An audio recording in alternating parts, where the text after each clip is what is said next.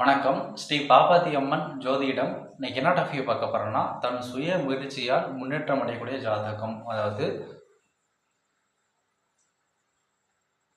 சுய முயற்சியால் வெற்றி அடையும் ஜாதகம் கூட வைக்கலாம். வெற்றி பெறும் ஜாதகம்.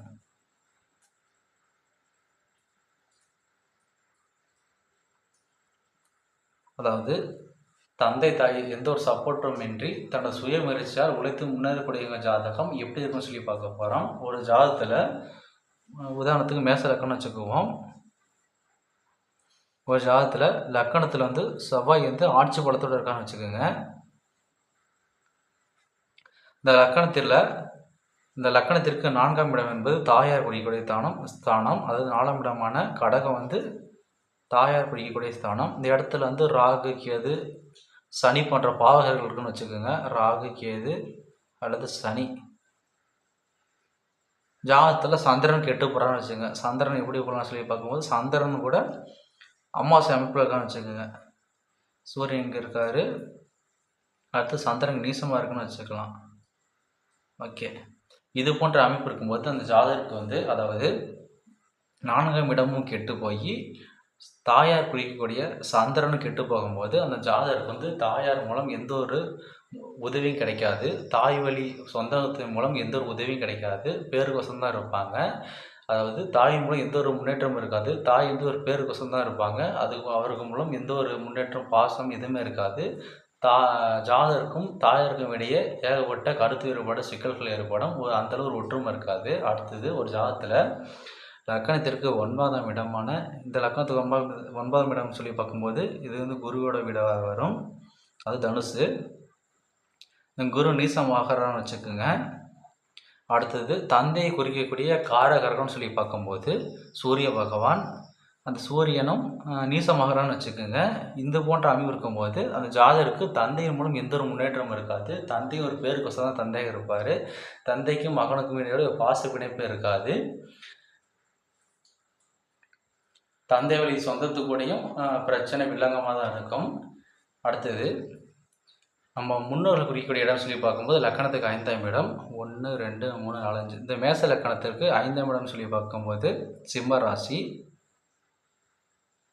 எனவே இந்த ராசியில் வந்து ராகு கேது சனி அவர் ஜாதகத்தில் ராகு கேது கெட்டு போகுதுன்னு வச்சுக்கோங்க. ராகு கேது கூட சனி போன்ற சுபர்கள் தொடர்பின்றிருக்குன்னு வச்சுக்கோங்க. அவங்களுக்கு பாட்ட சொத்து மூலம் எந்த ஒரு முன்னேற்றமும் இருக்காது. அதாவது லக்னத்து 5ஆம் இடத்துல சனி ராகு கேது போயிட்டாவே அவங்களுக்கு பாட்டன் சொத்துல பிரச்சனை வில்லங்கம் இருக்கும். அவங்களுக்கு அந்த பூர்வீக இடத்தை விட்டு வேற ஒரு இடத்துக்கு செல்லக்கூடிய அமைப்பு ஏற்படும். அந்த பூர்வீக இடத்துல இருக்க மாட்டாங்க.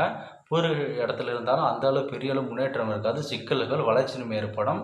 அந்த பூர்வீக இடத்தை விட்டு எப்போ வெளியே போகிறாங்களோ அப்போ தான் வாழ்க்கையில் முன்னேற்றம் ஏற்படும். அதாவது ஒரு ஜாதகத்தில் தந்தையை குறிக்கக்கூடிய 9ஆம் இடத்து அதிபதி கெட்டு போய் சூரியனு கெட்டு போய் தாயார் குறிக்கக்கூடிய 4ஆம் இடத்து அதிபதி கெட்டு போய் சந்திரன் கெட்டு போய் நம்மளோட முன்னோர்கள் குறிக்கக்கூடிய பாட்டனை குறிக்கக்கூடிய 5ஆம் இடம் கெட்டு போகும்போது அவர்களுக்கு தந்தை மூலம் எந்த ஒரு பயணமும் இருக்காது.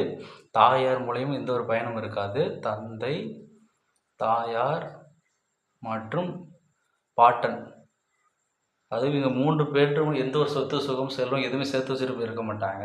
ஆனால் ஒரு ஜாதகத்தில் லக்கணாதிபதி வந்து வலுவாக இருக்குன்னு வச்சுக்கோங்க. அவருக்கு வந்து தன்னம்பிக்கை உடையவராக இருப்பார். வாழ்க்கையில் எவ்வளோ போராட்டங்கள் கஷ்டங்கள் வந்தாலும் சரி ரொம்ப கஷ்டப்பட்டு படிப்படியாக முன்னேறி வாழ்க்கையில் மிகப்பெரிய ஒரு லட்சியத்தை அடையக்கூடிய அமைப்பு ஏற்படும். அதாவது லக்கணாதிபதி வந்து ஆட்சி பலத்தோடு இருந்தாக போதும். தாய் வழி மூலம் எந்த ஒரு பயன் இல்லாட்டியும் சரி, தந்தை வழி மூலம் எந்த ஒரு பயன் இல்லாட்டியும் சரி, அல்லது பாட்டன் சொத்து இல்லாட்டியும் சரி, அவர் தனிப்பட்ட முறையாக உழைத்து கடின முன்னேற்றம் ஏற்பட்டு ஏகப்பட்ட தடை தாமதம் ஏற்பட்டு அசிங்க அவமானம் ஏற்பட்டு பிறகு வாழ்க்கையில் ஜெயிக்கக்கூடிய ஜாதகமாக அமையும். அதாவது ஒரு ஜாதகத்தில் லக்னாதிபதி வந்துட்டு வலுவாக இருந்தால் போதும். அவர் எவ்வளோப்பட்ட கஷ்ட நஷ்டங்கள் வந்தாலும் சரி அதெல்லாம் தாங்கி கொண்டு பிறகு வாழ்க்கையில் வெற்றி பெறக்கூடிய ஜாதகமாக அமையும்.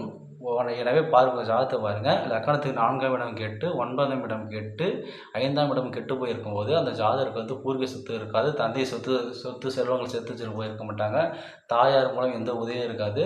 தந்தை வழி உறவினர்கள் மூலம் எந்த ஒரு உதவியும் இருக்காது. தாய் வழி சொந்தத்தின் மூலம் எந்த ஒரு உதவியும் கிடைக்காது. எனவே இது போன்ற அமைப்பு இருக்கவங்களுக்கு வந்து லக்னம் வந்து வலுவாக இருந்தால் போதும். லக்னாதி கெட்டு போனால் இவரும் வாழ்க்கையில் முன்னேற முடியாது, வாழ்க்கையில் வெற்றி அடைய முடியாது. அந்த லக்னாதிபதி வந்து வலுவாக இருக்கும்போது எவ்வளோ தான் கஷ்ட நஷ்டங்கள், எவ்வளோ பெரிய தடை தாமதங்கள் வாழ்க்கையில் ஏற்பட்டாலும் இவர் ஒரு படிப்படியாக கஷ்டப்பட்டு முன்னேறி வாழ்க்கையில் மிகப்பெரிய வெற்றி அடைவார்கள். எனவே உங்கள் ஜாதகத்தை பாருங்கள்.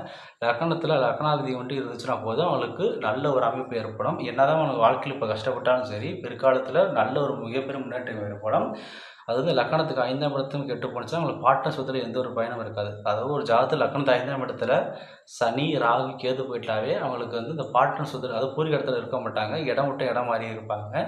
பூர்வீக சொத்துல பிரச்சனை, வில்லங்கம், கோர்ட் கேஸ்னு வம்பு வழக்கு அது போன்ற பிரச்சனைகள் ஏற்படும். எனவே உங்களுக்கு 4ஆம் இடம் கெட்டு போனாலும் பிரச்சனை இல்லை, 9ஆம் இடம் கெட்டு போனாலும் பிரச்சனை இல்லை, நான் பார்ட்னர் குறிக்கக்கூடிய நம்ம முன்னோர்கள் கெட்டு போனாலும் பிரச்சனை இல்லை.